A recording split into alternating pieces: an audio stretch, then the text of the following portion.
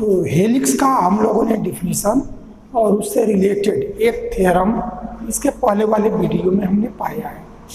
अब उसी के रिस्पेक्ट में ये अगला हमारा थ्योरम है। इस थ्योरम में हमको कुछ रिलेशन निकालने हैं, लेकिन ये थ्योरम में क्या क्या चीज़ें दी गई हैं एक बार क्वेश्चन को हम पढ़ते हैं, उसकी क्या मीनिंग है और तब हमें समझेंगे कि जो लाना है उसके लिए हमको करना क्या होगा। तो क्वेश्चन में दिया जा रहा है कि the curvature kappa and torsion tau of a helix C. इतनी बात कि कोई एक हेलिक्स है, हेलिक्स हम लोग समझ चुके हैं। तो कोई एक हेलिक्स एक कर्व होता है जो किसी सिलेंडर पर रोटेट करता है और एक फिक्स्ड लाइन से कांस्टेंट एंगल इंटरसेक्ट करता है, तो वो हमारा हेलिक्स है। और उसी हेलिक्स को जो हमारा कर्व है उसी को सी से रिप्रेजेंट किया है। तो करना क्या है, in constant ratio to the curvature kappa 1 of the plane curve C1। अब यहीं से थोड़ा सा क्वेश्चन को एक बार समझना होगा। तो एक तो ये हेलिक्स है जिसको कर्व C से रिप्रेजेंट किया है और उसके टार्सन को टाउ और कर्वेचर को कप्पा से डिनोट किया है। और फिर एक कर्व दे रहा है C1, एक कर्व है C1। अब यहाँ ये देखना है कि C1 कैसा कर्व है, तो आगे उसको एक्सप्लेन किया है। अभी एक कांस्टेंट रेशियो है, अभी उस पर हम डिस्कस करते हैं, लेकिन अभी सबसे पहले ये समझना है कि कर्व C और कर्व C1 इसमें क्या फर्क है। तो दोनों का जो कर्वेचर होगा और टार्सन होगा उसमें ये रिलेशन होगा, वो हमको दिखाना है। लेकिन सबसे पहले ये समझना होगा कि व्हाट इज कर्व C1। तो उसको आगे देखे कहा जा रहा है ऑब्टेंड, ये जो कर्व C1 है ऑब्टेंड, अब कैसे प्राप्त किया जाता है आगे लिखा है, obtained by projecting C on a plane perpendicular to the axis of helix. इस बात को आप एक बार समझें कि जैसे हम लोग क्या करते हैं कि आप एक हेलिक्स को कंसीडर करें। जैसे हेलिक्स हमारा एक सिलेंडर का फॉर्म में है, एक सिलेंडर का फॉर्म है, और इसमें जो कर्व है, एक कर्व रोटेट कर रहा है, वो हमारा हेलिक्स है जो एक जनरेटर से कांस्टेंट एंगल बनाता है। अब जो कर्व C1 है, उस कर्व C1 को एक बार आप समझ लें कि क्या है। तो जैसे सिलेंडर के फॉर्म में हमने यह बुक ले लिया, ये हमारा बुक है, ये सिलेंडर के फॉर्म में, और इसी पर एक कोई हमारा कर्व है, एक कर्व है, एक कर्व इसी पर रोटेट कर रहा है, और कोई एक लाइन है उससे जहाँ भी इसको इंटरसेक्ट करता है सेम एंगल पे इंटरसेक्ट करता है। तो ये तो हमारा कर्व C हो गया। अब इसी से C1 क्या है इसको आप समझें। तो जो ये लाइन है, जिस लाइन से एक कांस्टेंट एंगल फॉर्म कर रहा है, तो अब यही उसका एक्सिस हो गया, एक्सिस ऑफ हेलिक्स, यानी जिस लाइन से कांस्टेंट एंगल फॉर्म कर रहा है वो हमारा एक्सिस जो वो एक्सिस हो गया। अब इस एक्सिस का परपेंडिकुलर प्लेन में, ये एक्सिस का, ये हमारा एक्सिस है, और इसका परपेंडिकुलर हमने कोई एक प्लेन ले लिया। अब इस प्लेन में जो ये कर्व है, इस कर्व का जो प्रोजेक्शन इस प्लेन में आएगा वही हमारा कर्व C1 है। तो यानी ये यदि आपका यह C है तो इस प्लेन पर प्रोजेक्शन निकालना है, तो इसके प्रत्येक पॉइंट से परपेंडिकुलर ड्रा करें, प्रत्येक से। तो इसे परपेंडिकुलर ड्रा किया इस प्लेन पे, यहाँ आया, ये हमारा C1 का एक पॉइंट हो गया। अब इसको जरा हम इससे बनाते हैं, दिखाते हैं कि जैसे हमारा यह कर्व है, एक कर्व है, और ये आपका एक्सिस है जिससे ये कांस्टेंट एंगल, ये चाहे इधर आप समझें और चाहे वही हमारा ये है। तो अब देखिए C1 हमारा है क्या। तो C1 के लिए हम क्या करना कि ये जो एक्सिस है इसका, अब जैसे हमने सपोज कर लिया कि इसका परपेंडिकुलर प्लेन यहाँ लिया, तो जो ये प्लेन, ये जो C है कर्व, इसी C का इस प्लेन पे प्रोजेक्शन निकालें। तो प्रोजेक्शन के लिए उसके हर पॉइंट पे परपेंडिकुलर लाइन ड्रा करना होगा जो उस प्लेन पे हो। तो अब इससे परपेंडिकुलर ड्रा किया तो हमको ये पॉइंट मिल गया। फिर इससे परपेंडिकुलर ड्रा किया, यह पॉइंट मिला, इससे परपेंडिकुलर ड्रा किया, ये पॉइंट मिला। सबसे जब परपेंडिकुलर ड्रा करेंगे तो ये जो आएगा यही हमारा इस कर्व का ये प्रोजेक्शन हो गया। ये जो ये सिलेंडर का यह बेस है, यही हमारा उसका प्रोजेक्शन हो गया, और यही कर्व हमारा C1 हो गया। तो C आपका यह और C1 आपका ये हो गया, C1 ये हो गया। तो अब हमको दिखाना है कि कर्व C और curve C1, curve C helix है जो अभी तक इसके पहले हम लोगों ने पढ़ा है, और जो C1 है तो जो इसकी एक्सिस है उसका परपेंडिकुलर प्लेन ले, इस प्लेन पर इस कर्व के प्रत्येक पॉइंट का प्रोजेक्शन, यानी कर्व का प्रोजेक्शन मीन्स कर्व के हर पॉइंट का प्रोजेक्शन। तो जब इस पॉइंट का प्रोजेक्शन लिए तो ये आया, इसका प्रोजेक्शन लिए, और जो ये प्रोजेक्शन पे पॉइंट आया इन सभी पॉइंट को ज्वाइन कर दो तो हमारा जो ये प्लेन है इसी प्लेन में एक कर्व मिल जाएगा। और वो जो कर्व हुआ, अब देखिए ये अभी इसके आगे हम लोग पढ़ेंगे सर्कुलर हेलिक्स। तो सिलेंडर का बेस सर्किल ही हो ये जरूरी नहीं है, हमारा इलिप्टिक सिलेंडर भी होता है। मैंने सिलेंडर का हमारा बेस जब सर्किल हो जाएगा तब वो सर्कुलर सिलेंडर कहलाता है, लेकिन यदि वो बेस सर्किल नहीं है तब वो हमारा सर्कुलर सिलेंडर नहीं होगा, सर्कुलर सिलेंडर नहीं होगा। तो हमारा यदि ये सर्कुलर सिलेंडर होता तब तो जो C1 होता है ये सर्किल हो जाता, तब ये सर्किल हो जाता जिसका यह बेस है। लेकिन ये कहा नहीं गया कि यह सर्कुलर सिलेंडर है, इसलिए सिलेंडर मीन्स सर्कुलर सिलेंडर नहीं, उसका बेस कोई भी हो सकता है। जैसे हमारा इलिप्टिक हो गया तो इलिप्टिक हो गया तो भी ये सिलेंडर है, हमारा इलिप्स हो गया। इसलिए ये जो कर्व होगा वो सर्किल ही हो ये आवश्यक नहीं, ठीक है ये बात। तो मैं समझ रहा हूं कि कर्व C और C1 ये क्या है ये आपने समझा। अब हम C समझ गए तो हमारा कर्व C है, इसके कर्वेचर को कप्पा से डिनोट करेंगे और उसके टार्सन को टाउ से डिनोट करेंगे। और जो ये कर्व C1 आया इसको, इसके कर्वेचर को कप्पा 1, इसके टार्सन को टाउ 1। तो अभी क्वेश्चन में क्या कहा जा रहा है उस पर तो अभी सिर्फ हमने आपको प्रयास किया कि इसमें कर्व C और C1 है क्या। अब कर्व C का जो भी कर्वेचर, टार्सन, आर्क लेंथ S वो जो आएगा विदाउट सफिक्स आएगा, और ये जो C1 का आएगा वो विथ सफिक्स 1, यानी C का कप्पा तो C1 का कप्पा 1, C का आर्क लेंथ S तो C1 का आर्क लेंथ S। तो ये इतनी बात। अब हम क्वेश्चन को अब समझे कि क्या कहा जा रहा है।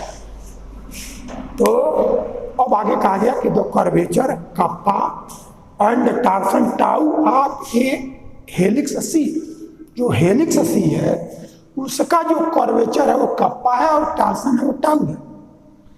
लेकिन अब ये क्या है, ये कप्पा और tau are in constant ratio. जो यह कप्पा है और टाउ है ये दोनों कांस्टेंट रेशियो में होंगे। किसके कांस्टेंट रेशियो में? Constant ratio to the curvature kappa 1। जो यह कर्व C1 है उस C1 का जो कर्वेचर कप्पा 1 होगा, इस कप्पा 1 के ये जो इस कर्व C का जो कर्वेचर होगा वो भी, और जो टार्सन होगा वो भी, ये दोनों कांस्टेंट रेशियो में होंगे। ये हमको दिखाना है। अब यहाँ वही चीज वो लिखा है कि हमारा C1 कैसे आया उसको ये लिखा है, और तब हमको एक चीज और दिखाना है। तो ये तो हमको दिखाना है कि ये कप्पा और कप्पा 1, एक कप्पा और टाउ एक कप्पा 1 के कांस्टेंट रेशियो में होगा। एक चीज ये दिखाई है, और दूसरा हमको दिखाना है कि जो कप्पा होगा उसकी value kappa 1 sine square alpha, और जो टाउ होगा वो kappa 1 sine alpha cos alpha, ऐसा होगा। तो अब आप देखें यदि इस रिजल्ट को आप दिखा दें तो इस पे थोड़ा सा विचार करें। जो ये कहा जा रहा है कि यह कप्पा और टाउ एक कप्पा 1 के कांस्टेंट रेशियो में होगा, तो और ये रिजल्ट दिखाना है, तो ये रिजल्ट ही शो करेगा कि हमारा कप्पा 1, अब यहीं से देखिए यदि आपने इतना दिखा दिया तो कप्पा बाई कप्पा 1 रेशियो जिसका निकालना हो, जैसे ये कप्पा बाई कप्पा 1, यहां से वैल्यू आ जाएगा साइन स्क्वायर अल्फा। यदि आप इस रिजल्ट को दिखा दें और अल्फा हमारा कांस्टेंट एंगल है जो एक्सिस ऑफ हेलिक्स या जनरेटर ऑफ सिलेंडर से वो बनाता है। तो जब ये कांस्टेंट ऑलरेडी होता है तो यदि इसकी वैल्यू इतना दिखा दे तो इसी से हम ये पा जाएंगे। इसका मतलब इस कप्पा का इस कप्पा 1 से जो रेशियो होगा वो ये होगा और ये हमारा कांस्टेंट है। तो हमको ये पहली बात इसी रिजल्ट से मिल जाएगी। वैसे दूसरा आप देखें कि टाउ का भी टाउ 1 से कांस्टेंट रेशियो नहीं कह रहा, कप्पा और टाउ दोनों का कप्पा 1 से ही कह रहा है। तब यदि दूसरा रिजल्ट आप इतना यदि दिखा दे तब यहाँ से टाउ बाई कप्पा 1 ये जो आपको आ गया वो साइन अल्फा और कास अल्फा ये रिजल्ट आ गया। तो अल्फा ही आपका कांस्टेंट है इसलिए ये वैल्यू हमारा कांस्टेंट आ जाएगा और तब इसका जो रेशियो होगा वो कांस्टेंट आ गया। इट मीन्स इस रिजल्ट का जो पहला पार्ट है वो इस जो रिजल्ट जो दूसरा पार्ट लाना है उसी से वो मिल जाएगा, उसके लिए हमको अतिरिक्त वर्क नहीं करना है। तो अब हम सिर्फ क्या दिखा दें कि कप्पा की value kappa 1 sine square alpha आ जाए और टाउ की value kappa 1 sine alpha cos alpha आ जाए तो हमारा पहला पार्ट इसी से प्रूफ हो गया और यही पार्ट हमको सिर्फ दिखाना रहेगा। अब ये कैसे दिखाएंगे, अब इस पर थोड़ा सा हम विचार करते हैं। अभी हम क्या करते हैं कि जो रिजल्ट आवे उस रिजल्ट को पाने के लिए देखिए हम करेंगे क्या। तो जब आपका कर्व का इक्वेशन पैरामीट्रिक फॉर्म में देता है, एक पीछे भी हम लोगों ने वर्क किया है कि जब पैरामीट्रिक फॉर्म में दिया है तो उसका फर्स्ट डेरिवेटिव सेकंड डेरिवेटिव करके उसका फार्मूला उसमें रख देते हैं। लेकिन यहाँ कर्व जो सी है हेलिक्स चाहे वो हमारा C1 है, ये दोनों का पैरामीट्रिक फॉर्म में इक्वेशन नहीं दिया गया है और जब नहीं दिया है तब हमको ये रिलेशन लाना है। तब हमको पता है कर्वेचर की वैल्यू जो होता है वो अंडर रूट XI यही क्या कर्वेचर हमने निकाला था वो यही निकाला। अब इसी में ये हमारा यस के रिस्पेक्ट में डेरिवेटिव है। तो इसी में क्या करते हैं कि जब उसको हम पैरामीटर के फॉर्म में चेंज करते हैं तब जो हमारा दूसरा फॉर्म आता है वो आता है। तो अब पैरामीट्रिक फॉर्म में इसका इक्वेशन दिया नहीं है इसलिए उसको चेंज करने की जरूरत नहीं। तब आप देखेंगे कि ये कप्पा 1 के कप्पा की वैल्यू हमको निकालना है और टाउ की वैल्यू निकालना है। तो कप्पा की वैल्यू निकालना है तो कप्पा की वैल्यू ये होता है, पैरामीट्रिक फॉर्म में कर्व का इक्वेशन नहीं है इसलिए उस फॉर्म में हम नहीं लिखेंगे। तो हमारा कप्पा की वैल्यू ये है। इसी से आप पा सकते हैं कि ये kappa square is equal to d2xi by ds square और d2xi बाई ds स्क्वायर ये वैल्यू है। इसी को अंडर रूट में स्क्वायर कर दिया हमको ये मिल गया। और xi डबल डैश इसका मतलब क्या है, यस के रिस्पेक्ट में इसका second derivative, xi double dash इसका मतलब xi का s के रिस्पेक्ट में सेकंड डेरिवेटिव। तो इस तरह से ये हमारा कप्पा स्क्वायर आ गया। अब जब कप्पा 1 स्क्वायर आपको निकालना पड़ेगा तो अब आप क्या करेंगे, तो यानी कप्पा 1 का जो स्क्वायर होगा वो यही d2xi बाई अब यह ds1 स्क्वायर, क्योंकि कर्व सी के लिए हम s आर्क लेंथ लेंगे तो कर्व C1 के लिए आर्क लेंथ S1 को डिटरमाइन करेंगे। तो ये हमारा d2xi बाई ds1 स्क्वायर और d2xi बाई ds1 स्क्वायर। यानी फाइनली हम क्या करेंगे, यहाँ से कप्पा स्क्वायर की ये वैल्यू आप देखें रिजल्ट लाना है ये, तो कप्पा स्क्वायर की ये वैल्यू है हमारे पास। अब इसकी वैल्यू को हम इस फॉर्म में लाना, यानी जो ये s है उसमें S1 लाना और जब d2xi बाई ds1 स्क्वायर जब ए आ जाएगा तो एक कप्पा 1 स्क्वायर आ जाएगा। तो फाइनली हमको करना क्या है कि कप्पा और कप्पा 1 में रिलेशन लाने के लिए जो यह dxi बाई ds है उसको ds1 में चेंज करें और वैसे ही d2xi बाई ds स्क्वायर है उसको s1 में फिर उसको लावे। तो जो ये रिजल्ट लाना है अब इसका हम प्रूफ भी यहाँ कर रहे हैं, प्रूफ भी, लेकिन आपको एक हमने ये लक्ष्य दे दिया है कि हमको जो लाना है उसके लिए क्या करना होगा, उसके डायरेक्शन में अब हम बढ़ रहे हैं। तो अभी आप देखेंगे कि x I by D S, ये हमारा हुआ। अब इसको हम चेंज करेंगे S1 के टर्म, तो S1 के टर्म में तो यह D X I by D S one और D S one by D S ऐसा लिखा जा सकता है। अब आप देखें यहाँ, यही सेकेंड डेरिवेटिव में जब आएगा तो वो कप्पा वन देगा, कप्पा वन का स्क्वायर देगा। अब हम क्या करेंगे कि यहाँ से ये एस और S1 में क्या रिलेशन आएगा जिसकी वैल्यू यहाँ हम रखें, तो ये वैल्यू निकालने के लिए हमको थोड़ा फिगर पे आना पड़ेगा। और फिगर में क्या है कि जैसे आपका यह सिलेंडर है और इस सिलेंडर का एक आपका यह एक्सिस है, यह एक्सिस है, एक्सिस है। आपने एक कर्व उठाया, इस फार्म में ले गए और ये आपको कांस्टेंट एंगल बनाया, वही कांस्टेंट एंगल हमारा अल्फा है।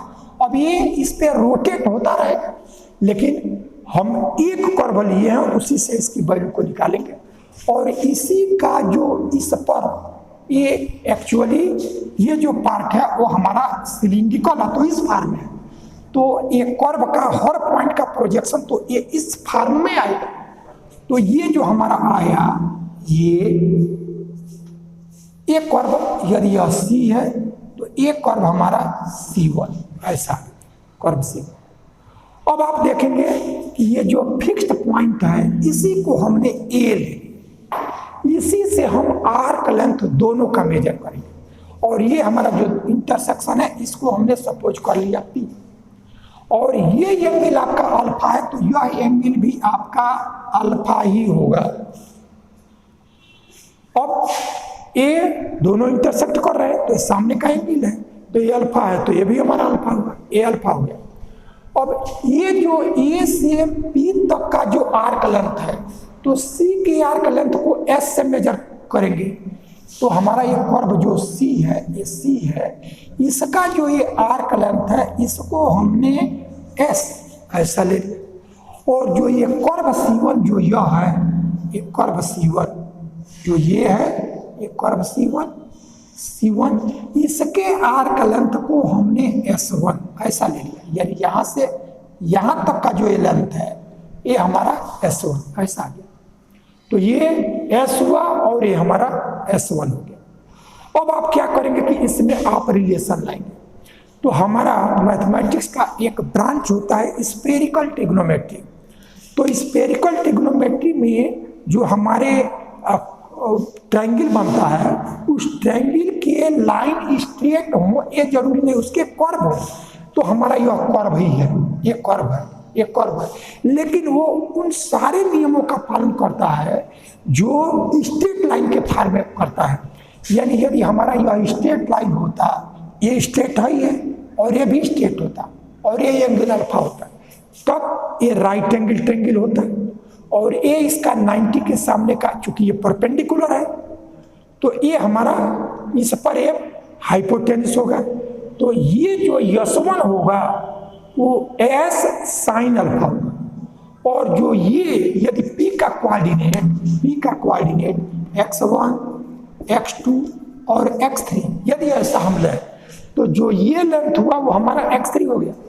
तो जो ये x3 होगा, x3 ये x3 की वैल्यू S cos अल्फा और S1 की वैल्यू S sin अल्फा। तो हमको अभी सिर्फ S और S1 की वैल्यू की जरूरत है। और उसकी जरूरत क्यों है? क्योंकि ये वैल्यू हमको डिटरमिन करना है।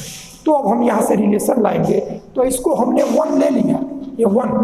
अब यहाँ से हमने स्टार्ट क्यों किया? क्योंकि हमको कप्पा की वैल्यू लाना है और कप्पा की वैल्यू हमारा इस फार्म में इतना होता है, लेकिन इसमें हमको कप्पा 1 भी लाना है। और कप्पा 1 तब आएगा जब हमारा वैल्यू ए रहे। इट मीन्स इसकी वैल्यू को हमने लिया और उसमें इसको भी लाने का प्रयास किया। तो जब इसको लाने का प्रयास किया तो हमको ये DS1 लिए हैं तो यहाँ भी DS1 लेना पड़ेगा और यह DS। अब इसकी वैल्यू हमको निकालनी है, ये हमको चाहिए। तो जब चाहिए तब इसकी वैल्यू को आप निकालें। तब हम S और S1 में देखें क्या रिलेशन है। तो हम देख रहे हैं कि यहाँ जो S1 है वो S sin अल्फा। तो from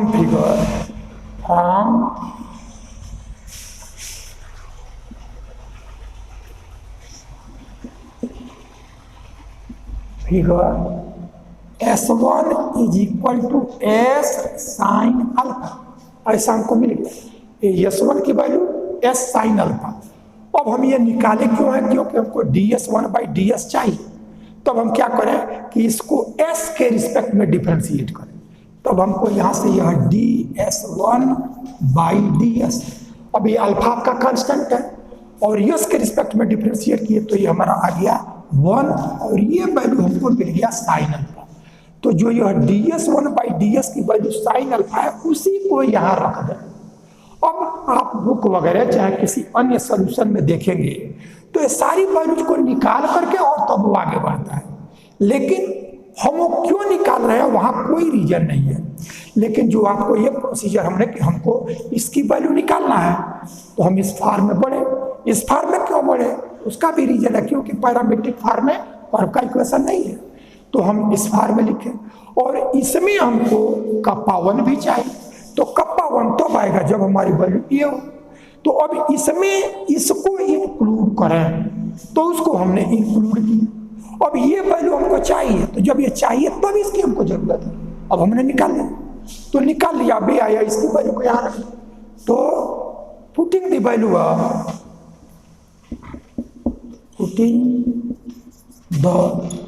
value of ds1/ds in equation 1, जो इक्वेशन 1 है उसमें हम रख दें। तो रखेंगे तो ये dxi/ds इज इक्वल टू ये dxi/ds1 और ds1/ds ये हमारा आ गया साइन अल्फा, ऐसी वैल्यू। अब इसको हम क्या करेंगे s के रिस्पेक्ट में फिर डिफरेंशिएट करेंगे। और क्यों करेंगे, क्योंकि इसकी वैल्यू के लिए हमको सेकेंड डेरिवेटिव चाहिए। तो इसको s के रिस्पेक्ट में एक बार और डिफरेंशिएट किए तो दिस इंप्लाई d2xi/ds², s के रिस्पेक्ट में एक बार और डिफरेंशिएशन। तो जब डिफरेंशिएट करेंगे तो देखें ये साइन अल्फा तो आपका कांस्टेंट है, वो कांस्टेंट है बाहर आ जाएगा। डिफरेंशिएशन सिर्फ इसी का होना है। तो ये डिफरेंशिएशन s1 के रिस्पेक्ट में है और कर रहे हैं यस के, तो इसको s1 के रिस्पेक्ट में कीजिए और ds1/ds फिर से लिख लीजिए। तो ये साइन अल्फा हमारा एक कांस्टेंट है पहले आगे, और यहाँ से यह d2xi/ds1²। अब देखें s1 के रिस्पेक्ट में डेरिवेटिव है, यस के रिस्पेक्ट में कर रहे हैं, इसलिए s1 के रिस्पेक्ट में फिर एक बार करना पड़ेगा और तब यह ds1/ds ऐसा लिखना पड़ेगा। अब ds1/ds की वैल्यू एक बार हम निकाल चुके हैं, साइन अल्फा है, उसकी वैल्यू को फिर रख लें। तो ये वैल्यू साइन अल्फा और ये sine alpha sine square alpha और यह d2xi/ds1², ये वैल्यू आ गया। अब हम क्या करेंगे कि जो कप्पा स्क्वायर की ये वैल्यू है, तो जो इसकी वैल्यू को हमने निकाला इसमें हमारा ये d2xi/ds1 है और यही हमको कप्पा 1 देगा। तो अब इसकी वैल्यू को यहाँ हम रखेंगे, यहाँ रखेंगे। तो ऊपर वाले को हम मिटा रहे हैं, लेकिन ये पार्ट अभी आपका ये चाहिए क्योंकि इसी को हमको प्रूव करना है इसके अतिरिक्त। और तो now kappa square is equal to d2xi/ds²,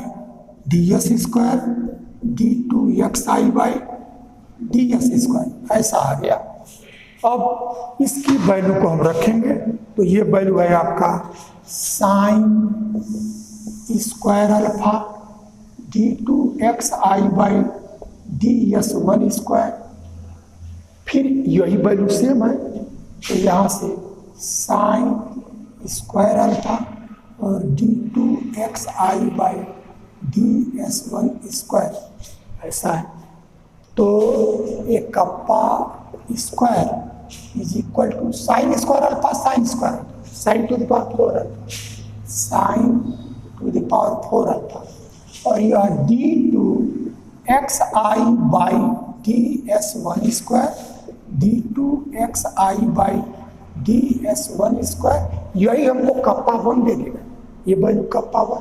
तो यहाँ से कप्पा 1 का स्क्वायर, ये कप्पा 1 का स्क्वायर ये फार्मूला, तो ये वैल्यू हमको आया sin to the power 4 alpha और कप्पा 1 इसका स्क्वायर। अब हमको सिर्फ रिजल्ट में कप्पा को लाना है, इसलिए अब हम अंडर रूट ले रहे हैं। तो this imply kappa is equal to sine square alpha और यह कप्पा 1, और यही रिजल्ट देखिए आपको लाना है। पहला पार्ट आपको मिल गया। तो थोड़ा सा इस वर्क को कहाँ से स्टार्ट करें, क्या जरूरत है, उसको कैसे लाना है, इस वे में आप चलेंगे तो ये क्वेश्चन थोड़ा आपको इजीली समझ में आएगा। अभी हमने पहले रिजल्ट को ला दिया, अब हमको टाउ की वैल्यू लाना है। तो आपको मालूम है कि जो हेलिक्स होता है उस हेलिक्स में कप्पा और टाउ इसका रेशियो कांस्टेंट होता है और वो tan अल्फा होता है। इसके ठीक पहले वाले वर्क में यही किया गया, ठीक जस्ट पहले। तो उसी का यूज करते हुए हम टाउ की वैल्यू को निकालेंगे। ये पार्ट हमारा पहला पार्ट हमने निकाल लिया। ये क्योंकि हमने वैसे रखा है क्योंकि यही हमको दिखाना रहेगा, तो ये है। अब हम क्या करते हैं कि for helix we know that kappa by tau is equal to tan alpha. ये रिजल्ट हम लोग निकाल चुके हैं। तो यहाँ से टाउ की वैल्यू निकालना है, तो टाउ की वैल्यू निकालेंगे तो दिस इंप्लाई टाउ ये दूसरी तरफ और यह कप्पा बाई tan अल्फा होगा, यानी इट मीन्स वो काट अल्फा, काट अल्फा ऐसा है। अब हम क्या करेंगे कि टाउ की वैल्यू ये आ गया, लेकिन आगे ऐसा मतलब नहीं है, कितना लाना है उसको हमको देखना पड़ेगा। तो इसकी वैल्यू कप्पा 1 के टर्म में लाना। तो कप्पा की वैल्यू कप्पा 1 के टर्म में हम ऑलरेडी निकाल चुके हैं। तब ये वैल्यू आपका यही कप्पा की वैल्यू कप्पा 1 के टर्म में, तो ये kappa 1 sine square alpha, sine square alpha और यह काट अल्फा ऐसा आ गया। अब काट अल्फा को हम कास बाई साइन बदल सकते हैं, तो ये हमारा कप्पा 1 ये साइन स्क्वायर अल्फा और ये हमारा cos alpha by sine alpha ऐसा आ गया। साइन अल्फा इस स्क्वायर से समाप्त हो जाएगा और तब हमको ये कप्पा 1 और साइन अल्फा और यह कास अल्फा ऐसा हमको मिल जाएगा जो हमारा रिजल्ट है। तो हमने फाइनली ये वर्क कैसे किया जाएगा उसको एक बार हमारा प्रयास रहा कि वो चीज़ आपके समझ में आ गए। मैं समझ रहा हूँ, आप समझ रहे हो, तो ये हमारा वर्क कंप्लीट। अब इसके बाद अभी हम लोगों ने हेलिक्स को पढ़ा था, सिलिंड्रिकल हेलिक्स। अब हम लोग को सर्कुलर हेलिक्स पढ़ना है। तो पहले यह समझ लें कि सर्कुलर हेलिक्स है क्या। तो जो सिलिंड्रिकल हेलिक्स हम लोगों ने पढ़ा है उसी में यदि सिलेंडर का बेस सर्किल हो जाए तब जो हेलिक्स रहेगा वो हेलिक्स सर्कुलर हेलिक्स कहलाएगा। यानी सिलेंडर आपका केवल सर्कुलर सिलेंडर हो ऐसा नहीं है।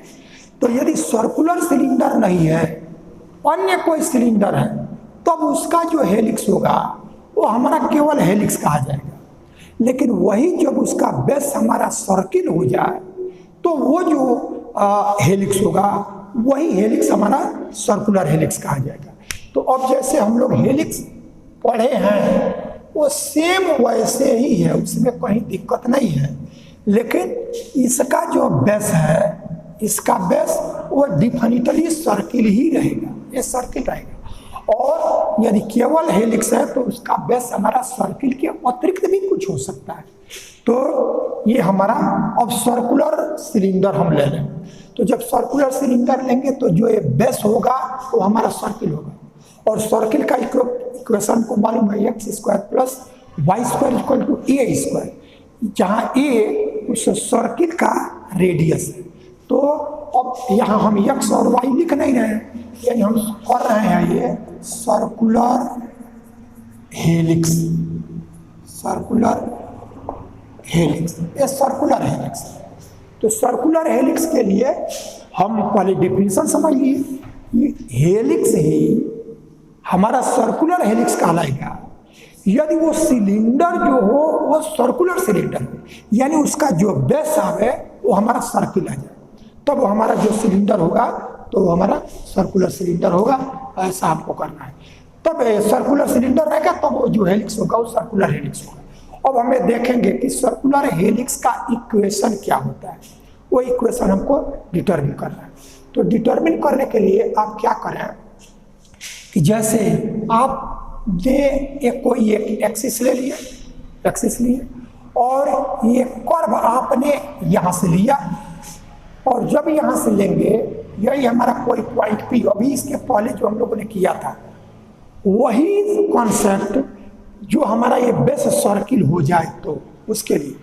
तो ये जो कर्व है, ये कर्व ये हमारा सी है, ये कर्व सी है, और इसका जो ये पॉइंट P है इसका कोऑर्डिनेट x1, x2 और x3 ऐसा आ गया।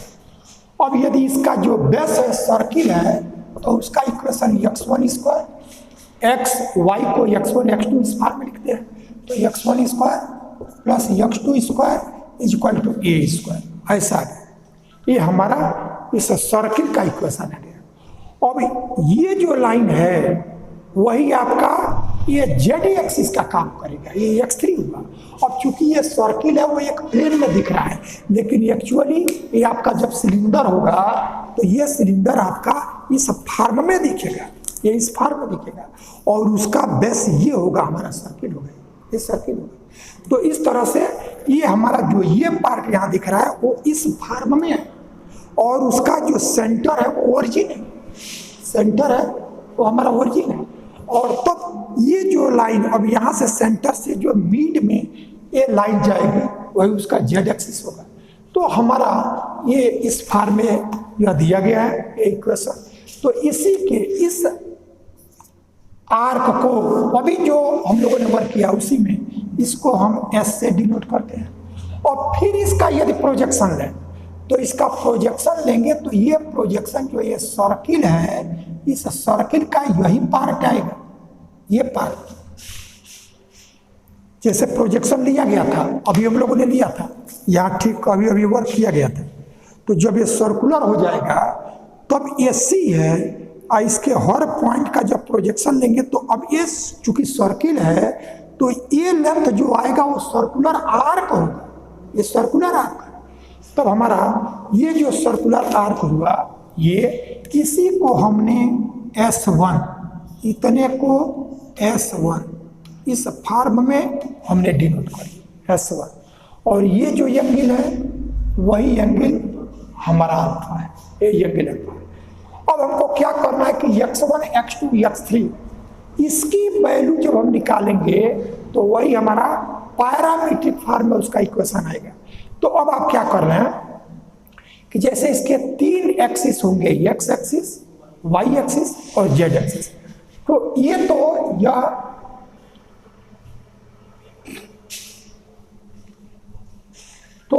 ये जो x1 x2 x3 यहाँ लिया गया है इस बात को ध्यान रखेंगे, x1 x2 x3 लिया गया है, इट मीन्स ये ओरिजिन नहीं लिया गया है, इसलिए कि यहाँ से जो वैल्यू आया x1 x2 x3 तो ये कोऑर्डिनेट को अब हम डिसाइड करें। अब इसको समझने के लिए जो ये हमारा सर्किल है इस सर्किल को इस फॉर्म में समझेंगे, और हमारा ये उसकी एक्सिस हो गई, यह एक्सिस हो गई, और इसी के पैरेलल जो ये लाइन है ये कोऑर्डिनेट हमने x1 x2 x3 लिया है, x1 तो ये तो आपका x3 हो जाएगा, ये x3 हो गया। अब इसमें x एक्सिस, y एक्सिस और z एक्सिस ऐसा हमको लाना है। तो अब हम क्या करें कि जो ये सिलेंडर है इसको हम लोगों ने यहाँ समझ लिया। अब इसको हम इस फॉर्म में इसके कोऑर्डिनेट को समझें कि हमने x दो एक्सिस लिया,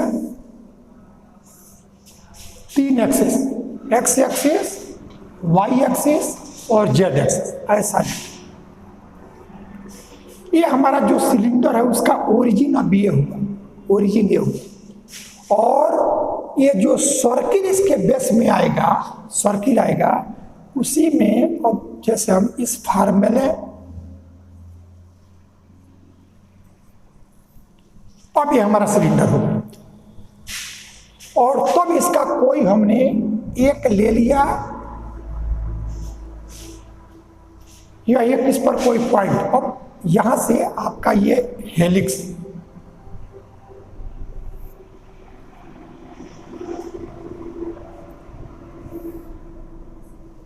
इस चीज को समझें, क्योंकि इसके पहले हम लोगों ने बनाया था तो इसका कोऑर्डिनेट x1 x2 x3 ले है, तो उसमें x1 यदि इस ये यही आ जाएगा तो उसका ये ओरिजिन हो जाएगा, इसलिए इसको इस फॉर्म में बनाना पड़ा है।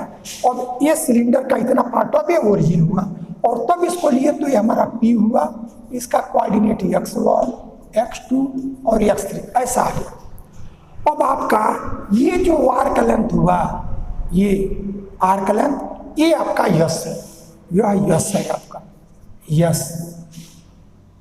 फिगर थोड़ा बड़ा बनाए जिससे स्पष्ट दिखे। और इसी का प्रोजेक्शन जब आप लेंगे तो यही आपका S1 होगा, जो ये सर्किल होगा, इस सर्किल का ही जो नीचे का सर्किल उसी का एक पार्ट होगा, सर्कुलर आर्क। तो इस तरह से ये हमारा S1 हो गया। अब आप देखेंगे कि इसका कोऑर्डिनेट में, तो अब आप क्या कर लें कि यहाँ से ये Z एक्सिस है, ये आपका X1 एक्सिस, ये Y एक्सिस और ये हमारा Z axis, Z axis, 3 axis आ गए। अब आप देखेंगे कि ये जो कोऑर्डिनेट यही आपका जो आएगा वो आपका x3 होगा, ये x3 हो गया। तो अब ये x3 हुआ, यह x3। अब x1 और x2 क्या होगा, तो अब यहाँ से ये परपेंडिकुलर यहाँ डालिए और इससे क्या करेंगे कि जैसे एक्चुअली आपका ये x एक्सिस ये है, ये तो चूंकि ये ब्लैक बोर्ड है उसमें मजबूरी है ऐसे बनाना, आपका x एक्सिस ये है, y एक्सिस ये है और z एक्सिस है। अब यहाँ थोड़ा सा समझेंगे तो समझ में आएगा। तो जो ये पार्ट है वो यही पार्ट हो गया, ये पार्ट, यह पार्ट। तो या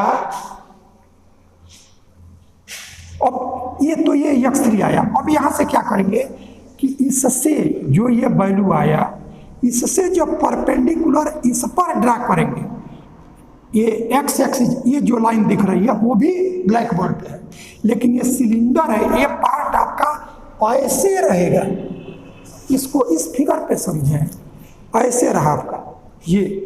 तो यहाँ से जब आप लिए तो ये पार्ट यदि इसका कोऑर्डिनेट, यदि आपने यहाँ से यह x1 x2 x3 लिए तो ये x3 आ गया और इस x3 ये आपका यहाँ है, और जबकि आपका सेंटर यहाँ से जा रहा है, तो ये सेंटर यहाँ से है और ये x3 ये आपका यहाँ है।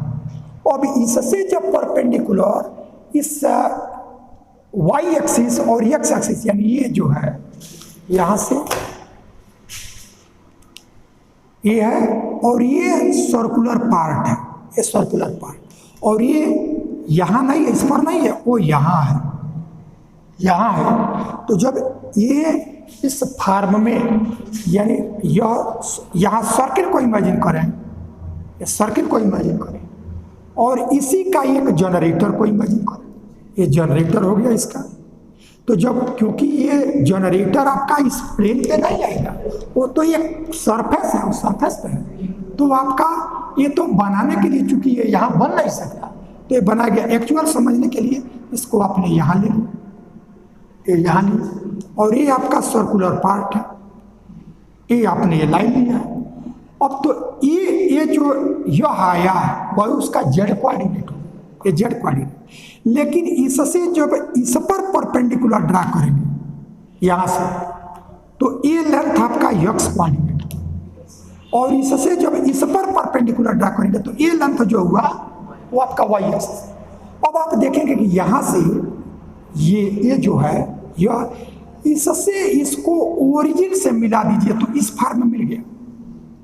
यहाँ से आपका जो ये पार्ट है इसको ओरिजिन से मिला, ये लाइन मिला, ये लाइन मिला, ये, और यहीं से आपका ये जनरेटर है। तो यह चूंकि सर्किल का रेडियस है a, और इसको यदि आप सपोज कर ले, इसको सपोज कर ले यदि एंगल थीटा तो इससे जो परपेंडिकुलर ड्रा करेंगे, इस पे परपेंडिकुलर, तो यह ए एंगल थीटा तो ए कॉस थीटा, और इससे जब इस पे परपेंडिकुलर ड्रा करेंगे तो यह ए साइन थीटा। यानी इस फिगर से आप समझें कि इसका जो एक्स कोऑर्डिनेट हुआ वो ये कॉस थीटा, क्योंकि सर्किल का रेडियस ए है और ये हमारा सर्किल पर है, ये जनरेटर सरफेस पे है, तो यह ए होगा, यही हमारा जनरेटर है और जनरेटर ये सर्कुलर सरफेस पे है, तो यह ए लेंथ जो हुआ जेड कोऑर्डिनेट, और यह आपका ये जहाँ जेड कोऑर्डिनेट है उसी को ओरिजिन से मिलाया गया है, ये आपका जनरेटर है, तो ये मिलाया गया है इस ओरिजिन पे।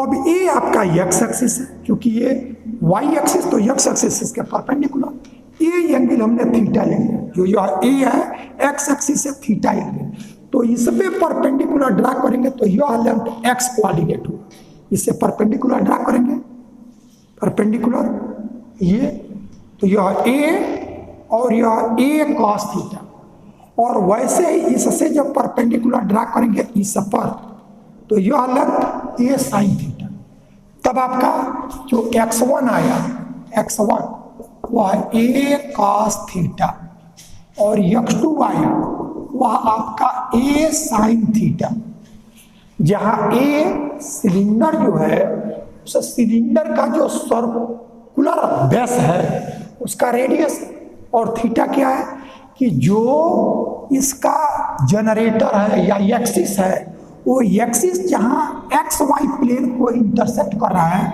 उससे आप ओरिजिन को मिलाएं, उससे ओरिजिन को मिलाएं, यही आपका ए होगा, यह ए होगा, और इसी से ये एंगल आपने थीटा लिया है, ये एक्स एक्सिस है, तो इससे इस पे जब परपेंडिकुलर ड्रा किया तो यह लेंथ ए कॉस थीटा, और इससे जब परपेंडिकुलर इस पे ड्रा किया तो यह लेंथ जो आया वो हमारा ए साइन थीटा, ऐसा है, तो यह x1 ए कॉस थीटा, x2 ए साइन थीटा। अब आप देखें x3 की वैल्यू, तो x3 की वैल्यू जो यह s है, जो यह s है ए, तो ये एंगल आपका अल्फा है, यह एंगल अल्फा, क्योंकि हेलिक्स जो है वो आपका जनरेटर से एंगल बनाएगा, वो अल्फा से डिनोट करते हैं, तो यह x3 की वैल्यू जो यहाँ से आया x3 वो s cos अल्फा,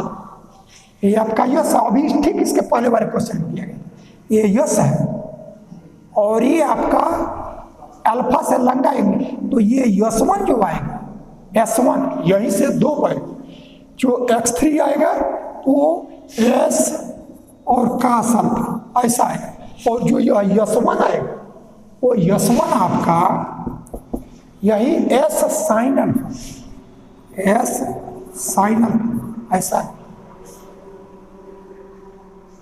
ठीक है ये, तो ये इतनी चीजें हमारे ध्यान में आ गई। अब आपको करना ये है कि यहाँ x1 की वैल्यू ए cos थीटा इसके टर्म आया, x2 की वैल्यू ए साइन थीटा, तो x3 की वैल्यू भी हमारा ए और थीटा के टर्म में ही लाना है, अब इसी पर हमको ध्यान केंद्रित करना है। तो देखें x3 में हमारा s और साइन अल्फा है, तो अब हम क्या करें कि s को बदला पहले s1, तो s1 में क्यों बदल रहे हैं अभी आपको उसका रीजन हम बताएंगे, तो यह s1 में बदलेंगे यहाँ से a, तो यह x3 is simply x3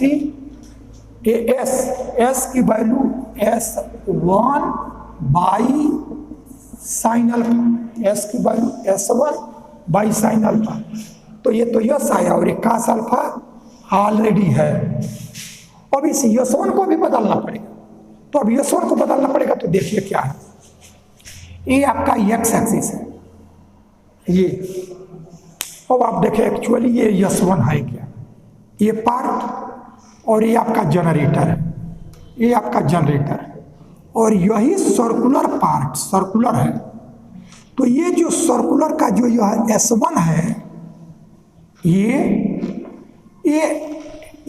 s1, इसको इस फॉर्म में समझें, ये आपका x एक्सिस और यही आपका s1 है, तो इस S1 को इसी से मिलाया गया है इस पर, तो ये आर्क है और ये एंगल थीटा है, ये आर्क है और ये एंगल थीटा। तो हमको पता है कि आर्क की वैल्यू रेडियस इनटू इस आर्क के द्वारा सबटेंडेड एंगल, तो यह S1 की जो वैल्यू आएगा वो ए थीटा ऐसा आ जाएगा।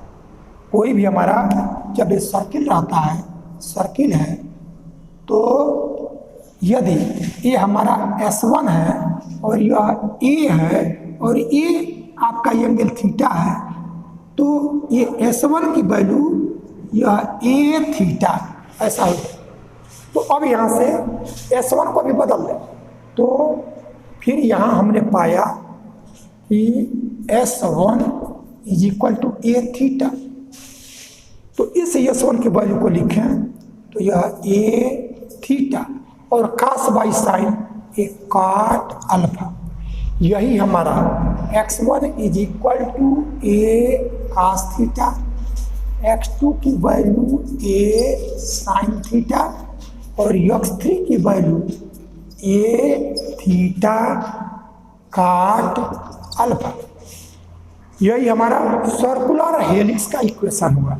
तो ये सर्कुलर हेलिक्स का इक्वेशन कैसे आया, इसको एक बार आप ध्यान दीजिएगा कि हमारा कोई ये सिलेंडर यहाँ बनाए हैं, लेकिन एक्चुअली ये सिलेंडर हमारा इस फॉर्म में है, ये इस फॉर्म में यहाँ है, ये इस फॉर्म में है, यहाँ से ये इस फॉर्म में, इसी पर एक एक्सिस लिया, ये इसका बेस हुआ। तो यहीं से हमने इसका कोऑर्डिनेट x1, x2, x3 लिया है। ये एंगल आपका अल्फा है, तो यह x3 और यह x1, x2 सब की वैल्यू, तो x3 की वैल्यू हमारा जो आया वो s कास अल्फा और s1 की वैल्यू s साइन अल्फा, वो हमने लिख लिया। s की वैल्यू, x3 की वैल्यू ये आ गया और s1 की वैल्यू ये आ गया।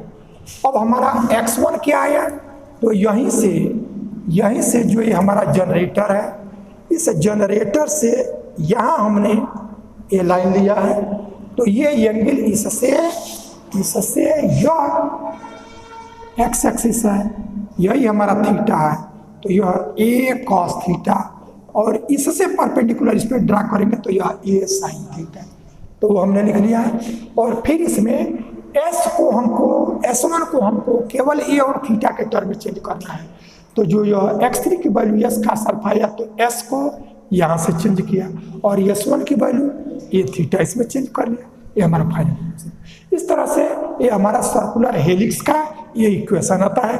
कोई जगह आप जब क्वेश्चन में पढ़ेंगे तो उसमें सर्कुलर हेलिक्स का इक्वेशन ये दिया गया है और उसका आर का लेंथ पूछ दिया, चाहे अन्य आगे कोई चीज़ें आएंगी, तो हम लोग सर्कुलर हेलिक्स पर ध्यान नहीं देते हैं, उसका पैरामीट्रिक फॉर्म में क्या इक्वेशन है इस पे हमारा ध्यान रहता है, लेकिन वो चीज़ कैसे आई यहाँ हम लोगों ने कर लिया उसको। तो इस तरह से हमारा वर्क कंप्लीट हुआ। अब एक छोटा सा एक थ्योरम है, उस थ्योरम का 90% वर्क आप कर चुके हैं, थोड़ा सा हम हिंट कर देंगे, आप इसके आगे का वर्क कर लेंगे।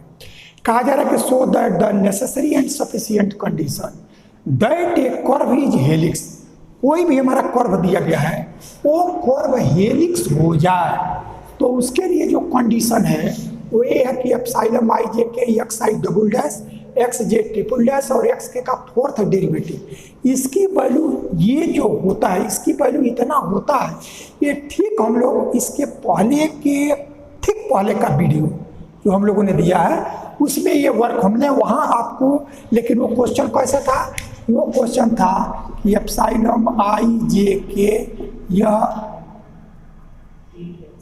t i डैश और t j डबल डैश और यह t के ट्रिपल डैश इस फॉर्म में था, और उसकी वैल्यू हम लोगों ने लाया था यहाँ एक कप्पा का क्यूब और kappa tau dash minus tau kappa dash ये वैल्यू, और इसी को जब चेंज किया गया था यहाँ कप्पा टू द पावर 5, तो ये हमने 5 किया था, एक कप्पा टू द पावर 5 ये किया, और तब ये हमारा एक kappa tau dash minus tau kappa dash और बाई कप्पा का स्क्वायर इस फॉर्म में आया था, और इससे फिर इसको डिवाइड करेंगे तो जो वैल्यू है वो हमको मिल जाएगा। अब यही हमारा ये kappa to the power 5 D by D s of tau by kappa, यानी यही डिनोमिनेटर डिफरेंशिएशन ऑफ न्यूमरेटर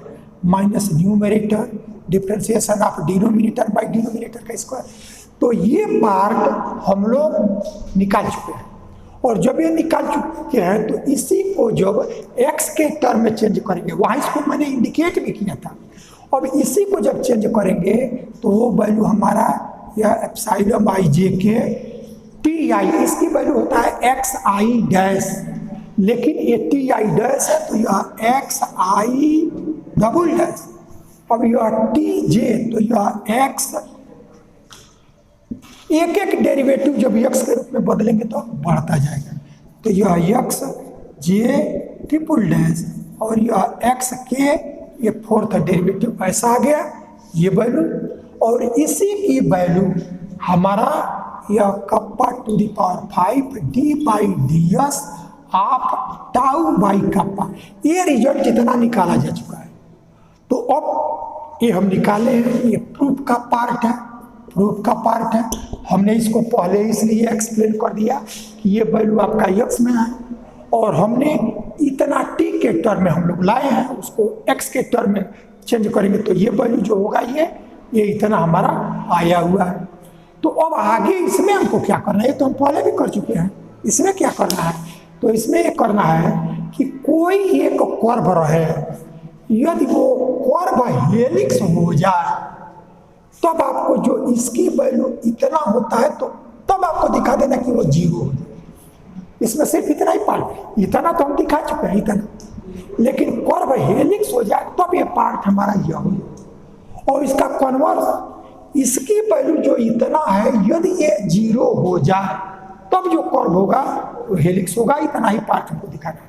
तब अब नेसेसरी पार्ट हमने क्या किया कि कर्व को ले लिया कि हेलिक्स है, let curve is helix, let curve is helix, let curve is helix. तो जब हेलिक्स होता है तो हेलिक्स में tau by kappa by tau निकाले हैं, कांस्टेंट होता है, तो जब कप्पा बाई टाउ कांस्टेंट तो टाउ बाई कप्पा वो भी हमारा कांस्टेंट, तो लेट कर्व इज हेलिक्स। जब ये हमको हेलिक्स ले लें तो क्या दिखाना पड़ेगा, then we have to show that epsilon I J K X I double dash X J triple dash और यह एक्स के का फोर्थ डेरिवेटिव जिसकी वैल्यू आपका kappa to the power 5 D by D S of tau by kappa ये होता है, इसकी वैल्यू जीरो हो जाए, ये हमको दिखाना है। तो ये अब जब दिखाना है तो हेलिक्स में कप्पा बाई टाउ कांस्टेंट होता है, इसलिए टाउ बाई कप्पा ये भी कांस्टेंट, और जब ये कांस्टेंट तो इसका डेरिवेटिव जीरो और ये वैल्यू हमको जीरो देगी। तो helix tau by kappa is constant, this imply D by D S of tau by kappa is equal to zero. तो जब ये वैल्यू जीरो हो गया तो कप्पा टू द पावर 5 से प्रोडक्ट करेंगे तो ये भी जीरो, तो this imply kappa to the power 5 D by D S of tau by kappa is equal to zero, ये पार्ट हमको मिल गया। अब आप क्या करेंगे, अब हम कन्वर्स इसका सपोज कर लेंगे कि इसकी वैल्यू यानी इसकी वैल्यू जीरो है, तो जब ये वैल्यू जीरो है तो ये कप्पा जीरो नहीं है। क्यों जीरो नहीं है, क्योंकि कप्पा आपका हेलिक्स का कर्वेचर है, और कप्पा जीरो तब होता है जब हमारा स्ट्रेट लाइन हो, तो सिलेंडर पर रोटेट करने वाला कर्व कभी स्ट्रेट लाइन नहीं हो सकता, तो कप्पा हमारा जीरो नहीं है, इट मीन्स इसका डेरिवेटिव ही जीरो। तो इसका डेरिवेटिव जीरो कब, जब ये हमारा कांस्टेंट। तो tau by kappa constant, it means cow kappa by tau, ये भी कांस्टेंट। और यदि कोई कर्व रहा है उसके कर्वेचर और टॉर्सन का रेशियो कांस्टेंट हो जाए, दैट कर्व इज हेलिक्स। और यही पार्ट हमको दिखाना रहेगा, तो वो sufficient part. Kappa to the power 5 D by D S और tau by kappa is equal to 0 for helix kappa is not equal to 0। This imply D by D S of tau by kappa is equal to 0। This imply tau by kappa is constant.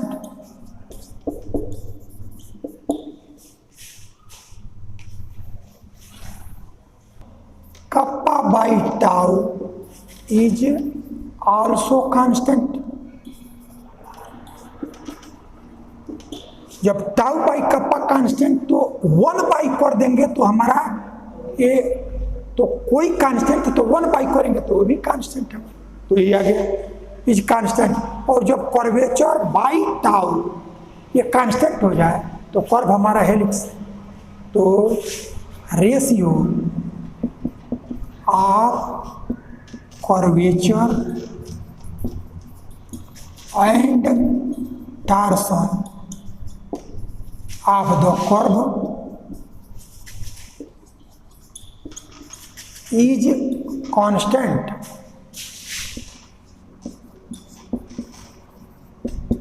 Then curve is helix. और यही हमको sufficient part में दिखाना है। इस तरह से हमारा एक क्वेश्चन कंप्लीट हो गया। अब इसमें देखेंगे कि हेलिक्स से रिलेटेड और कौन से क्वेश्चन महत्वपूर्ण है, उस पर हम लोग नेक्स्ट वीडियो में डिस्कस करेंगे।